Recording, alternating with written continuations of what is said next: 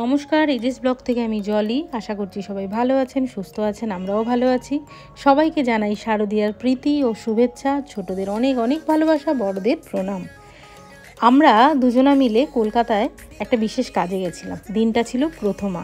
ফেরার সময় শ্রীভূমির পাশ দিয়ে ফিরছিলাম, দেখলাম শ্রীভূমির মণ্ডপ একদম ফাঁকা এবং বেশ কিছু লোক ঠাকুর দেখতেও যাচ্ছে। তো আমরাও কি করলাম, ঢুকে পড়লাম। আমি প্রতি বছর শ্রীভূমির ঠাকুর দেখতে যাই, কিন্তু কোনো বছর ঠেলা খাইনি বা ভিড়ে চাপা পড়িনি, এরকম কখনো হয়নি। আর রাত্রেবেলা যেতে ভীষণ ভয় লাগে, যে কারণে দিনের বেলায় যাই। সেইভাবে লাইটিংটাও ভালো করে দেখতে পারি না। এই দিন আমার এত আনন্দ হলো যে আমি লাইটিং দেখতে পাচ্ছি। তখন বাজে প্রায় সন্ধে 6টা। মণ্ডপের সামনে গেলাম, গিয়ে দাঁড়িয়ে থেকে যতক্ষণ খুশি দাঁড়ানো যায়, কেউ আপনাকে বলবে না যে বেরিয়ে যান আর দাঁড়াবেন না, এরকম কোনো ব্যাপার ছিল না।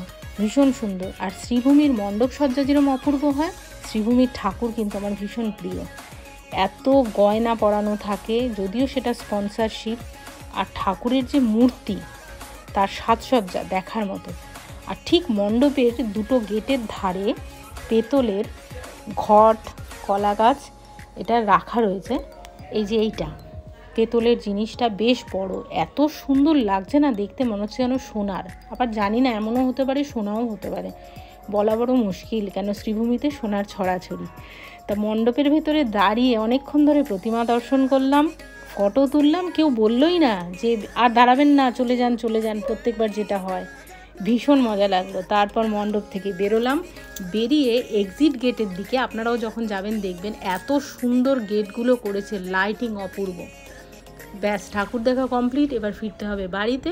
তো আমরা আমাদের বাইক স্টার্ট দিয়ে আমরা এগোতে থাকলাম, সেই সুন্দর সুন্দর গেটগুলোর মধ্যে দিয়ে ক্রমশ এগিয়ে চললাম।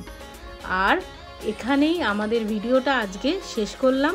আপনারা সবাই খুব আনন্দ করে পুজো কাটাবেন, সুস্থ থাকবেন, সাবধানে থাকবেন। তো সবাইকে জানাই আজকের মতো টাটা, বাই বাই। আবার দেখা হবে দুর্গাপুজোর নেক্সট কোনো ব্লগে।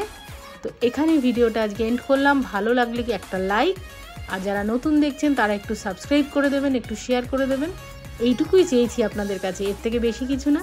তো আজকের মতো টাটা।